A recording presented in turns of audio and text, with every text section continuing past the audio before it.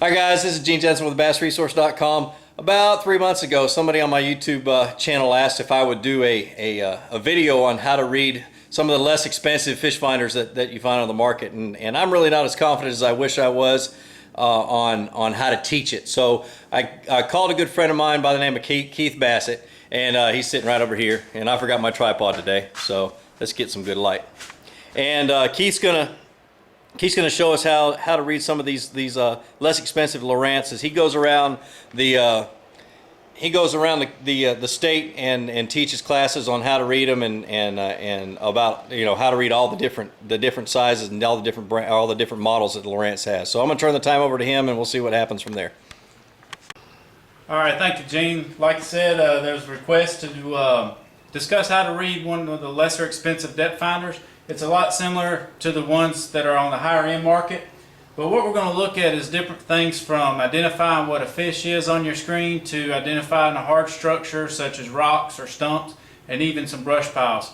Today I brought with me two of the Elite 4 series from Lowrance. I've got a DSI model, which is your down scan imaging, and then I have the regular Elite 4, which shows your traditional sonar. All right.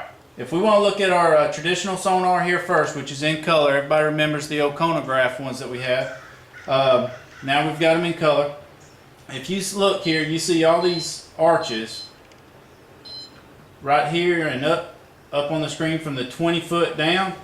Those arches are the fish, and that's what you're kind of looking for when you are watching your finder, trying to see where the fish are holding at. You see they're holding on top of this drop-off right here, right on the side and right on the top. What this drop-off is you can see how the color shows that you have a hard bottom, and it looks like it's probably going to be some rocks with some brush right in between the two rock piles.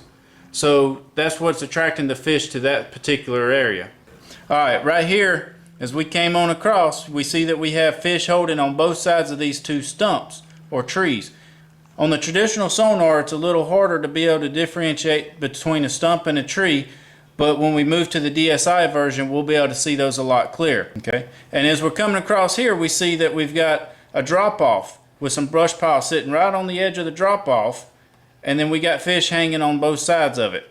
Now, the way you tell this brush pile is by the lighter colors. You see you've got the brown underneath, and then the green and stuff was on top. That shows that you've got a brush pile there. You want to look for the different colorations to tell you whether you have a soft or a hard bottom. Alright, we're going to move over now to the Elite 4 DSI. That's DSI stands for down scanning image. And you've heard all the rage about the LSS structure scan box from Lowrance that goes with the HDS models. Well, they decided to take part of that technology and put it into one of their lesser expensive models. And that's where we're going to get the down scanning image in from. Your transducer gives you these pictures that you see here. And it's kind of like a 3D picture. And as you see, you're going down the lake, you come across something, and on traditional sonar, this stick up here is going to look like a green blob or a tannish colored blob. Well, now you see that it is actually a stick up with some branches coming off of it.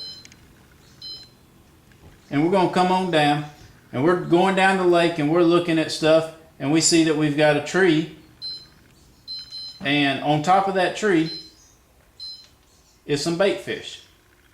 So you see this clear as can be now with the down scanning imaging, where on your traditional sonar you would have seen the green blob with another blob coming up above it like a cone. So your down scanning image gives you the benefit of being able to see what you have on the bottom more clearly versus your traditional sonar and what it was showing. As you're going down now, you see more stuff on the bottom, and you can identify a rock pile. You don't have to try to differentiate between color palettes to see whether it's a hard or soft bottom. It's already showing you that it's a hard rock on the bottom with a little stick coming up off of it, like a log that's gotten jammed in there. Another thing that you can see real good, a big blob of bait fish. On the traditional sonar, you're going to see that as just a big color blob on your screen. And here on your DSI, you see that there's a separation between the bait fish ball and the bottom of the lake. The operations between the Elite 4's DSI and the regular traditional sonar is very similar.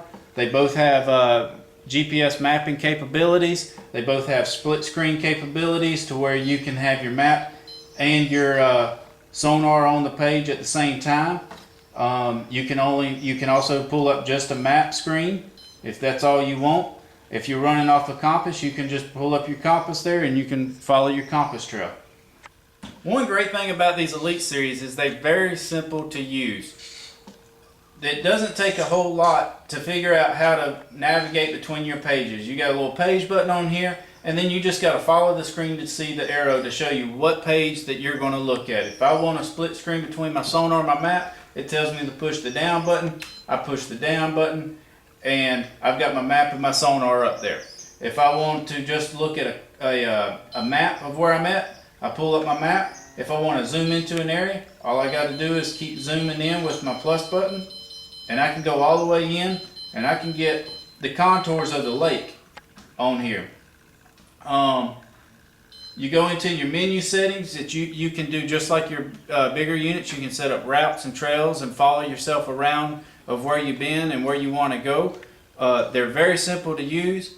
Go out, buy one, read the owner's manual. It'll tell you everything you need to know. If you have questions, don't hesitate to contact one of your local Lowrance Pro staffers. That's all I've got today on your Elite 4s from Lowrance. Thank you for listening, and tune in to more of Gene's videos.